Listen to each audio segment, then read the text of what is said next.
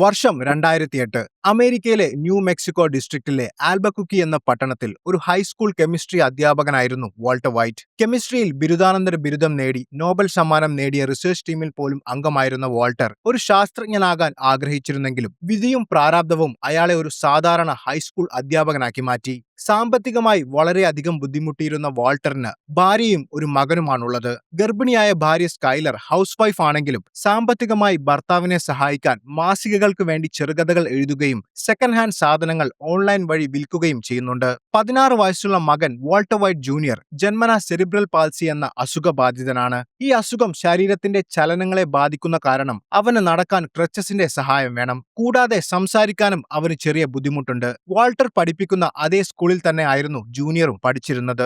ഗർഭിണിയായ ഭാര്യയുടെയും സുഖമില്ലാത്ത മകന്റെയും ചികിത്സയും വീട്ടുചിലവുകളും നടത്താൻ സ്കൂളിലെ ശമ്പളം തികയാതെ വന്ന സാഹചര്യത്തിൽ വാൾട്ടർ ഒരു കാർ വാഷിൽ പാർട്ട് ടൈം ജോലിയും ചെയ്തിരുന്നു. രാവും പകലും ജീവിതത്തിന്റെ രണ്ടറ്റം കൂട്ടിമുട്ടിക്കാനുള്ള ഈ ഓട്ടം വാൾട്ടറിന് വല്ലാതെ മടുത്തിരുന്നു. അങ്ങനെ തന്റെ വിരസമായ ജീവിതം തള്ളി നീക്കുന്ന വാൾട്ടർ പതിവ് പോലെ രാവിലെ ജോലിക്ക് പോകാൻ ഒരുങ്ങി. അന്ന് വാൾട്ടറിന്റെ 50ാം ജന്മദിനമാണെന്ന് ഭാര്യ അയാളെ ഓർമ്മിപ്പിച്ചെങ്കിലും ഒന്ന് പുഞ്ചിരിക്കുക മാത്രം ചെയ്ത വാൾട്ടർ പതിവ് പോലെ ഭക്ഷണം കഴിച്ചു തുടങ്ങി. വീട്ടിൽ ആവശ്യത്തിന് സുഖ സൗകര്യങ്ങൾ ഇല്ലാത്തതിന്റെ പേരിൽ മകൻ അവരെ കുറ്റപ്പെടുത്തുന്നുണ്ടെങ്കിലും വാൾട്ടർ അതിനൊന്നും വലിയ ശ്രദ്ധ കൊടുത്തില്ല. ശേഷം മകനോടൊപ്പം വാൾട്ടർ തന്റെ സ്കൂളിലേക്ക് പോയി. കെമിസ്ട്രിയെ അങ്ങേയറ്റം സ്നേഹിച്ചിരുന്ന വാൾട്ടറിന്റെ ക്ലാസുകൾ വളരെ പുതുമയുള്ളതായിരുന്നു. എല്ലാവരും പറയുന്ന പോലെ കെമിസ്ട്രി വെറും ദ്രവ്യങ്ങളെക്കുറിച്ചുള്ള പഠനമല്ലെന്നും മറിച്ച് മാറ്റങ്ങളെക്കുറിച്ചുള്ള പഠനമാണെന്നായിരുന്നു വാൾട്ടറിന്റെ പക്ഷം. ഒരു കെമിക്കൽ മറ്റൊന്നുമായി ചേരുമ്പോൾ ഉണ്ടാകുന്ന മാറ്റങ്ങളും അതിൽ നിന്നും ജനിക്കുന്ന പുതിയ കെമിക്കലുകളും ഭൂമിയിലെ സകല ജീവജാലങ്ങൾക്കും സംഭവിക്കുന്ന ദി സൈക്കിൾ ഓഫ് ലൈഫ്, അതായത് ജീവിത ചക്രവുമായി ഉപമിക്കുന്ന വാൾട്ടർ ഓരോ ജീവജാലങ്ങൾക്കും സംഭവിക്കുന്നത് പോലെ വളർച്ചയും നാശവും പിന്നീടുണ്ടാകുന്ന പൂർണ്ണമായ മാറ്റവും തന്നെയാണ് കെമിസ്ട്രി എന്നും പറയുന്നു. എന്നാൽ മടിയന്മാരും അലസന്മാരുമായ കുട്ടികൾ അതൊന്നും ശ്രദ്ധിക്കാതെ കളിച്ചുകൊണ്ടിരിക്കുന്നത് വാൾട്ടറിനെ എപ്പോഴും അലട്ടിയിരുന്നു. സ്കൂളിലെ ജോലി കഴിഞ്ഞ ശേഷം വാൾട്ടർ നേരെ പോയത് കാർ വാഷിലെ പാർട്ട് ടൈം ജോലിക്കാണ്. അവിടെ ക്യാഷ് കൗണ്ടറിലായിരുന്നു വാൾട്ടറിന് ജോലി. എന്നാൽ ഒരു ജോലിക്കാരൻ പിരിഞ്ഞുപോയ കാരണം പറഞ്ഞ് വാൾട്ടറിനോട് കാറ് കഴുകുന്ന ജോലി ചെയ്യാൻ ഉടമസ്ഥനായ ബോഗ്ഡൻ ആവശ്യപ്പെട്ടു. ഒരു അധ്യാപകനായ താൻ മറ്റുള്ളവരുടെ കാർ കഴുകുന്ന ജോലി ചെയ്യുന്നതിൽ അയാൾക്ക് ഒട്ടും താല്പര്യമുണ്ടായിരുന്നില്ല. എങ്കിലും തന്റെ അവസ്ഥ മുതലെടുക്കുന്ന ഉടമസ്ഥനോടുള്ള രോഷം പ്രകടിപ്പിച്ചുകൊണ്ട് വാൾട്ടർ അത് സമ്മതിച്ചു. അവിടെ വെച്ച് തന്റെ ക്ലാസ്സിലെ പണക്കാരനായ ഒരു പയ്യന്റെ കാർ കഴുകേണ്ടി വന്ന വാൾട്ടറിന് അവന്റെ പരിഹാസവും നേരിടേണ്ടി വന്നു. അന്നത്തെ ജോലിക്ക് ശേഷം മനസ്സും ശരീരവും തളർന്ന് വീട്ടിലെത്തിയ വാൾട്ടറിന് ഭാര്യ സ്കൈലറും കുടുംബവും ചേർന്ന് ഒരു ബർത്ത്ഡേ പാർട്ടി ഒരുക്കിയിരുന്നു. സ്കൈലറിന്റെ അനുജത്തി മേരിയും ഭർത്താവ് ഹാങ്കും അവരുടെ സുഹൃത്തുക്കളുമായിരുന്നു അവിടെ ഉണ്ടായിരുന്നത്. അമേരിക്കയിൽ നിയമവിരുദ്ധമായ മയക്കുമരുന്ന് നിർമ്മാണം, വിൽപ്പന, കടത്ത് എന്നിവ തടയാൻ വേണ്ടി പ്രവർത്തിക്കുന്ന പോലീസ് വിഭാഗമായ DEA അഥവാ ഡ്രഗ് എൻഫോഴ്സ്മെന്റ് അഡ്മിനിസ്ട്രേഷനിലെ ഉയർന്ന ഉദ്യോഗസ്ഥനാണ് വാൾട്ടറിന്റെ അളിയനായ ഹാങ്ക്. ഹാങ്കിന്റെ ധീരതയും പോലീസ് ജീവിതവും ഇഷ്ടപ്പെട്ടിരുന്ന വാൾട്ടറിന്റെ മകന് അമ്മാവനായ ഹാങ്കിനോട് വലിയ ആരാധനയായിരുന്നു. കഴിഞ്ഞ ദിവസം ഹാങ്കും സംഘവും പിടികൂടിയ ക്രിസ്റ്റൽ മെത്ത് ശേഖരത്തെ പറ്റിയും അവരുടെ കയ്യിൽ നിന്നും പിടിച്ചെടുത്ത ലക്ഷക്കണക്കിന് ഡോളറിനെ പറ്റിയുമുള്ള വാർത്ത അവിടെ വെച്ച് അവർ ടിവിയിൽ കണ്ടു. ജീവിതകാലം മുഴുവൻ കുടുംബത്തിനു വേണ്ടി പണത്തിനായി നെട്ടോട്ടമോടുന്ന വാൾട്ടറിന് അത്രയും വലിയ തുക ഒരു കൗതുകമായിരുന്നു. ഒരിക്കൽ തന്നോടൊപ്പം ഏതെങ്കിലും ഒരു ഡ്രഗ് ഓപ്പറേഷനിൽ കൂടെ വരാൻ ഹാങ്ക് വാൾട്ടറിനെ ക്ഷണിച്ചു. നിന്റെ വിരസമായ ജീവിതത്തിൽ ഒരു എക്സൈറ്റ്മെന്റ് ഉണ്ടാകാൻ ഇത് സഹായിക്കുമെന്ന് അയാൾ തമാശയായി വാൾട്ടറിനോട് പറഞ്ഞു. തീർച്ചയായും ഒരിക്കൽ വരാമെന്നായിരുന്നു വാൾട്ടറിന്റെ മറുപടി.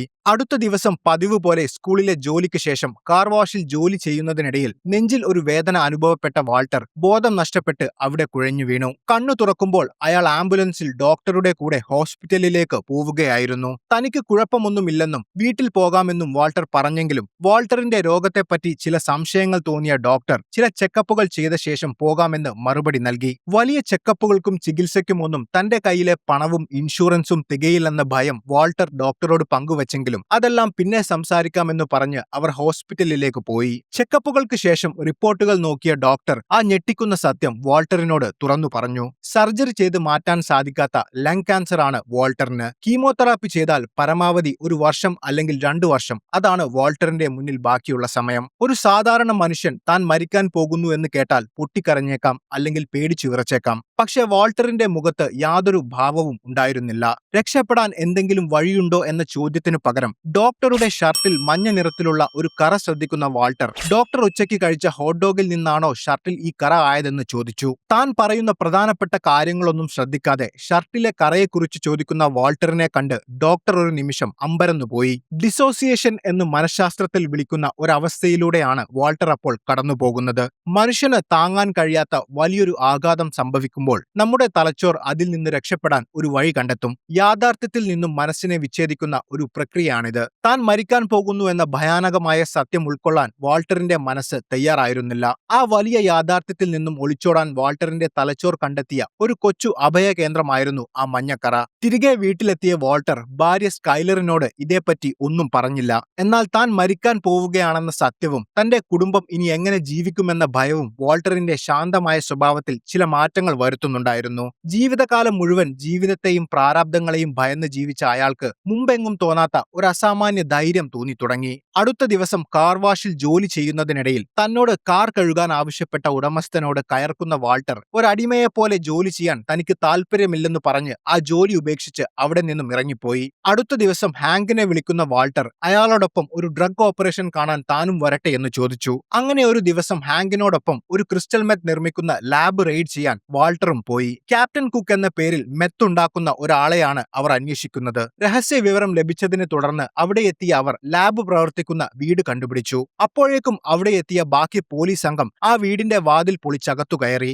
അവിടെ വെച്ച് എമിലിയോ എന്ന ഒരു യുവാവിനെ അവർ അറസ്റ്റ് ചെയ്തെങ്കിലും ക്യാപ്റ്റൻ കുക്ക് അവനല്ലെന്ന് അവർക്ക് മനസ്സിലായി. അതിനിടയിൽ ലാബ് കാണാൻ ഒരു അവസരം വാൾട്ടർ ഹാങ്കിനോട് ചോദിച്ചു. ഞങ്ങൾ പരിശോധിച്ച് സുരക്ഷ ഉറപ്പുവരുത്തിയ ശേഷം നിന്നെ വിളിക്കാമെന്ന് പറഞ്ഞ് ഹാങ്ക് ലാബിലേക്ക് പോയി. ഹാങ്ക് തിരിച്ചു വരുന്നതും കാത്ത് കാറിൽ ഇരുന്ന വാൾട്ടർ പുറത്ത് മറ്റൊരു കാഴ്ച കണ്ടു. തൊട്ടടുത്തുള്ള വീടിന്റെ ബാൽക്കണിയിൽ നിന്നും ഒരു യുവാവ് തന്റെ വസ്ത്രങ്ങൾ എടുത്ത് രക്ഷപ്പെടാൻ ശ്രമിക്കുന്നതിനിടെ താഴെ വീണ അവൻ പരിസരം വീക്ഷിക്കുന്നതിനിടെ കാറിൽ ഇരുന്ന് തന്നെ നോക്കുന്ന വാൾട്ടറിനെ കണ്ടു. പരസ്പരം കണ്ട ആ നിമിഷം അവർ ശരിക്കും ഞെട്ടി. വാൾട്ടർ മുൻപ് സ്കൂളിൽ പഠിപ്പിച്ച ജെസ്സി പിങ്മാൻ എന്ന പയ്യനായിരുന്നു അത്. തന്റെ അധ്യാപകനായ വാൾട്ടറിനെ തിരിച്ചറിഞ്ഞ ജെസ്സി പെട്ടെന്ന് തന്നെ റോഡിൽ നിർത്തിയിട്ടിരുന്ന തന്റെ കാറിൽ കയറി അവിടെ നിന്നും രക്ഷപ്പെട്ടു. ആ കാറിന്റെ നമ്പർ പ്ലേറ്റ് ശ്രദ്ധിക്കുന്ന വാൾട്ടർ അതിന്റെ മുകളിൽ ക്യാപ്റ്റൻ എന്നെഴുതിയത് കണ്ടു. അതോടെ ഹാങ്ക് അന്വേഷിക്കുന്ന ക്യാപ്റ്റൻ കുക്ക് ജെസ്സിയാണെന്ന് മനസ്സിലാക്കിയെങ്കിലും വാൾട്ടർ അക്കാര്യം ഹാങ്കിനോട് പറഞ്ഞില്ല. തിരികെ വീട്ടിലെത്തിയ വാൾട്ടർ സ്കൂളിലെ പഴയ റെക്കോർഡുകൾ പരിശോധിച്ച് ജെസ്സിയുടെ വീട് കണ്ടുപിടിച്ച് അന്ന് രാത്രി തന്നെ അവനെ അന്വേഷിച്ച് അവിടെ എത്തി.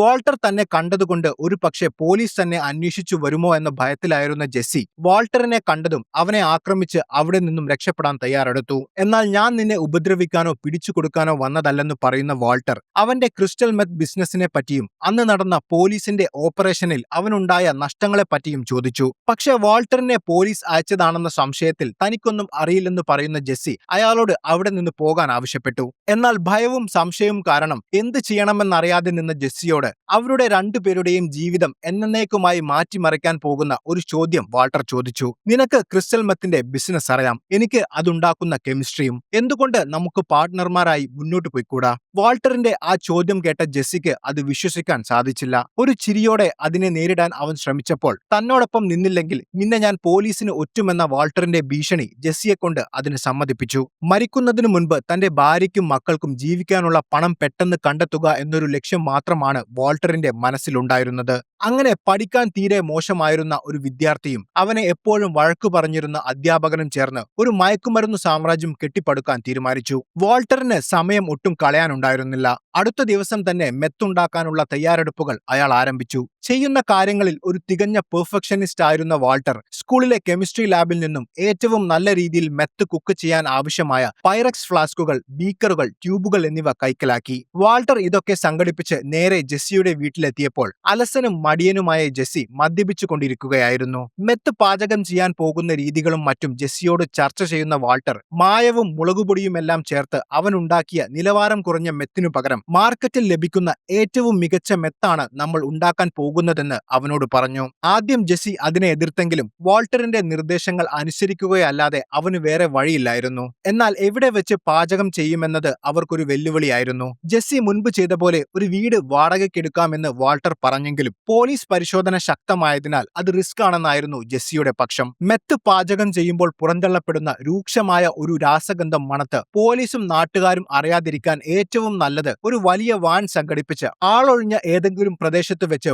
പാചകം ചെയ്യുന്നതാണെന്ന ജെസ്സിയുടെ അഭിപ്രായത്തോട് യോജിച്ച വാൾട്ടർ ഉടൻ തന്നെ ഒരു വാൻ സംഘടിപ്പിക്കാൻ ജെസ്സിയെ ഏൽപ്പിച്ചു. അതിനായി തന്റെ പക്കൽ സമ്പാദ്യമായി ആകെ ഉണ്ടായിരുന്ന $7,000 അവൻ ജെസ്സിക്ക് നൽകി. ഒരു സ്കൂൾ അധ്യാപകനും യാതൊരു ക്രിമിനൽ പശ്ചാത്തലവും ഇല്ലാത്ത നിങ്ങൾ ഈ 50-ാം വയസ്സിൽ എന്തിനാണ് ഈ പരിപാടി ചെയ്യുന്നതെന്നും ഇനി അങ്ങോട്ട് ഒരുമിച്ച് ജോലി ചെയ്യേണ്ടവരായതുകൊണ്ട് എനിക്കത് അറിയണമെന്നും അവിടെ വെച്ച് ജെസ്സി വാൾട്ടറിനോട് പറഞ്ഞു. ഇപ്പോഴാണ് എനിക്ക് ബുദ്ധി ഉദിച്ചതെന്നായിരുന്നു അതിന് വാൾട്ടർ പറഞ്ഞ മറുപടി. അവനോട് എത്രയും പെട്ടെന്ന് വാൻ സംഘടിപ്പിക്കാനും നമ്മൾ നാളെ തന്നെ പാചകം ആരംഭിക്കുമെന്നും പറഞ്ഞ് വാൾട്ടർ വീട്ടിലേക്ക് പോയി. അന്ന് വൈകുന്നേരം ഭാര്യയുടെയും മകന്റെയും ഒപ്പം ഷോപ്പിങ്ങിന് പോയ വാൾട്ടർ തന്റെ സുഖമില്ലാത്ത മകനെ പരിഹസിച്ച ഒരു യുവാവിനെ പരസ്യമായി കൈകാര്യം ചെയ്തു. തന്റെ ഭർത്താവിന്റെ ഈ പുതിയ മുഖം ഒരിക്കലും കണ്ടിട്ടില്ലാത്ത ഭാര്യ സ്കൈലർ ഭയത്തോടെയും അത്ഭുതത്തോടെയുമാണ് അതെല്ലാം കണ്ടുനിന്നത്. അടുത്ത ദിവസം വാനുമായി നഗരത്തിന്റെ അതിർത്തിയിലെ ആളൊഴിഞ്ഞ ഒരു പ്രദേശത്തെത്തിയ ജെസ്സിയും വാൾട്ടറും വാനിനകത്ത് ലാബ് മുഴുവനായും സെറ്റ് ചെയ്തു. മെത്തുണ്ടാക്കുമ്പോൾ ഉണ്ടാകുന്ന രൂക്ഷമായ ഗന്ധവും വിഷവാതകവും വസ്ത്രത്തിൽ പിടിച്ചാൽ വീട്ടിൽ ചെല്ലുമ്പോൾ ഭാര്യ സ്കൈലർ അത് കണ്ടുപിടിക്കുമെന്ന് വാൾട്ടറിന് ഉറപ്പായിരുന്നു.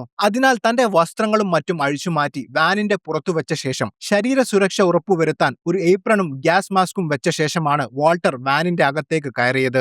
ജെസ്സിയെപ്പോലെ മെത്തുണ്ടാക്കുന്ന ലോക്കൽ ക്രിമിനൽസ് വൃത്തിയും സുരക്ഷാ സജ്ജീകരണങ്ങളും ഒന്നുമില്ലാതെയാണ് കാര്യങ്ങൾ ചെയ്യാറുള്ളത്. എന്നാൽ ഒരു ശാസ്ത്രജ്ഞനെ പോലെ വാൾട്ടർ ഒരുങ്ങുന്നത് കാണുന്ന ജെസ്സി ശരിക്കും അത്ഭുതപ്പെട്ടു.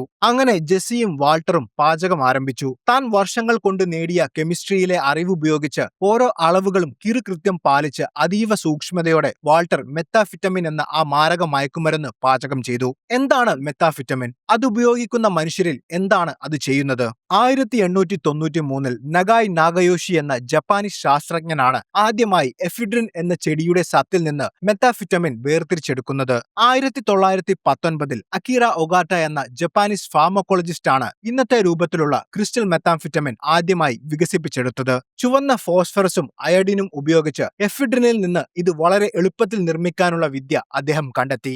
ആദ്യ കാലങ്ങളിൽ ആസ്മയ്ക്കും ജലദോഷത്തിനുമുള്ള മരുന്നായി ഇതിന്റെ ഒരു കോമ്പിനേഷൻ ഉപയോഗിച്ചിരുന്നെങ്കിലും 1939 മുതൽ 45 വരെയുള്ള രണ്ടാം ലോക മഹായുദ്ധ കാലഘട്ടത്തിൽ ജർമ്മനിയും ജപ്പാനും തങ്ങളുടെ സൈനികർക്ക് ഉറക്കം വരാതിരിക്കാനും ഭയമില്ലാതെ കൂടുതൽ ഊർജത്തോടെ യുദ്ധം ചെയ്യാനും ഇത് വ്യാപകമായി നൽകിയിരുന്നു. ഈ മരുന്ന് കണ്ടുപിടിച്ച സമയത്ത് ഇതിന്റെ ഗുരുതരമായ പാർശ്വഫലങ്ങളെക്കുറിച്ചോ അഡിക്ഷനെക്കുറിച്ചോ ശാസ്ത്രലോകത്തിന് കാര്യമായ അറിവില്ലായിരുന്നു. യുദ്ധത്തിന് ശേഷം മിച്ചം വന്ന മരുന്നുകൾ സാധാരണ ജനങ്ങൾക്കിടയിലും വ്യാപിച്ചതോടെയാണ് ഇത് മനുഷ്യനെ എത്രത്തോളം അപകടകരമായി ബാധിക്കുമെന്ന് ലോകം തിരിച്ചറിഞ്ഞത്. സാധാരണയായി മെഡിക്കൽ ആവശ്യങ്ങൾക്ക് ഉപയോഗിക്കുന്ന ആംഫിറ്റമിൻ എന്ന രാസവസ്തുവിലേക്ക് കാർബൺ പോലെയുള്ള ഒരു മീഥൈൽ ഗ്രൂപ്പ് കൂട്ടിച്ചേർത്താണ് ഇന്ന് വ്യാപകമായി കാണുന്ന മെത്താഫിറ്റമിൻ ഉണ്ടാക്കുന്നത്. നൈട്രജൻ ആറ്റത്തോട് ചേർന്നിരിക്കുന്ന ഈ മീഥൈൽ ഗ്രൂപ്പ് കാരണമാണ് ഇതിന് മെത്താഫിറ്റമിൻ എന്ന് പേര് ലഭിച്ചത്. ഈ മാറ്റം കൊഴുപ്പിൽ അലിയാനുള്ള ഇതിന്റെ കഴിവ് വർദ്ധിപ്പിക്കുകയും അതുവഴി വളരെ പെട്ടെന്ന് രക്തത്തിൽ നിന്നും തലച്ചോറിലേക്ക് പ്രവേശിക്കാൻ ഇതിനെ സഹായിക്കുകയും ചെയ്യും. മെത്താഫിറ്റമിൻ അഥവാ കല്ല്,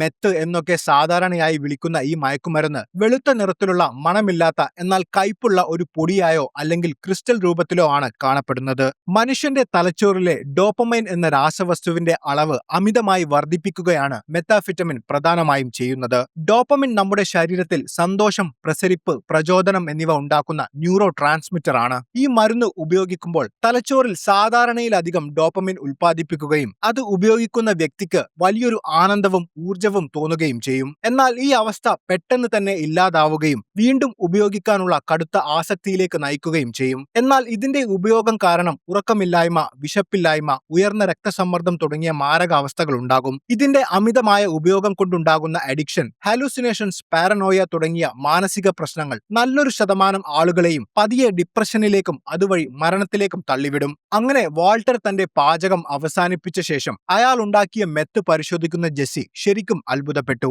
അവനും സുഹൃത്തുക്കളും ഉണ്ടാക്കുന്ന നിലവാരമില്ലാത്ത മെത്തായിരുന്നില്ല അത്. വലിയ തുക കൊടുത്താൽ മാത്രം കിട്ടുന്ന ക്രിസ്റ്റൽ രൂപത്തിൽ പ്യൂരിറ്റി കൂടുതലുള്ള ഒന്നായിരുന്നു അത്. നിങ്ങളൊരു കലാകാരനാണെന്ന് പറഞ്ഞ് വാൾട്ടറിനെ അഭിനന്ദിക്കുന്ന ജെസ്സിയോട് ഇത് വെറും ബേസിക് കെമിസ്ട്രി മാത്രമാണെന്നായിരുന്നു അയാളുടെ മറുപടി. അവിടെ വെച്ച് ജെസ്സി അത് ഉപയോഗിക്കാൻ ശ്രമിച്ചപ്പോൾ അവനെ തടയുന്ന വാൾട്ടർ ഇത് വിൽക്കാനുള്ളതാണെന്നും എത്രയും പെട്ടെന്ന് അതിനുള്ള ഏർപ്പാടുകൾ ചെയ്യാനും ആവശ്യപ്പെട്ടു. അങ്ങനെ തനിക്ക് പരിചയമുള്ള ഡ്രഗ് ഡീലർമാരിൽ ഒരാളായ ക്രേസി എയ്റ്റിനെ ചെന്ന് കാണുന്ന ജെസ്സി തന്റെ കയ്യിലുള്ള പുതിയ പ്രൊഡക്റ്റ് അവന് പരിചയപ്പെടുത്തി. എന്നാൽ ജെസ്സിയെ കാത്ത് അവിടെ മറ്റൊരു അപകടം ഒളിഞ്ഞിരിപ്പുണ്ടായിരുന്നു. കഴിഞ്ഞ തവണ പോലീസ് ഓപ്പറേഷനിൽ ജെസ്സി രക്ഷപ്പെട്ടപ്പോൾ പോലീസിന്റെ കയ്യിലകപ്പെട്ട അവന്റെ പാർട്ട്ണർ എമിലിയോ അവിടെ ഉണ്ടായിരുന്നു. ജെസ്സി തന്നെ ചതിച്ചതാണെന്ന് ധരിച്ചിരുന്ന എമിലിയോയെ ക്രേസി എയ്റ്റ് ജാമ്യത്തിലെടുത്ത് ചേർത്ത് അവന്റെ കൂടെ കൂട്ടിയിരുന്നു. അവിടെ വെച്ച് ജെസ്സി കൊണ്ടുവന്ന മെത്ത് ഹൈ ക്വാളിറ്റി ഉള്ളതാണെന്ന് മനസ്സിലാക്കുന്ന ക്രേസി അവനെ ഭീഷണിപ്പെടുത്തി. ഇതാരാണ് ഉണ്ടാക്കുന്നതെന്നും അയാളെ തനിക്ക് പരിചയപ്പെടുത്തി തരാനും ആവശ്യപ്പെട്ടു. അത് സമ്മതിച്ചില്ലെങ്കിൽ തന്റെ ജീവൻ അപകടത്തിലാകുമെന്ന് മനസ്സിലാക്കിയ ജെസ്സി അവരെയും കൊണ്ട് വാൾട്ടറിന്റെ അടുത്തേക്ക് പോയി.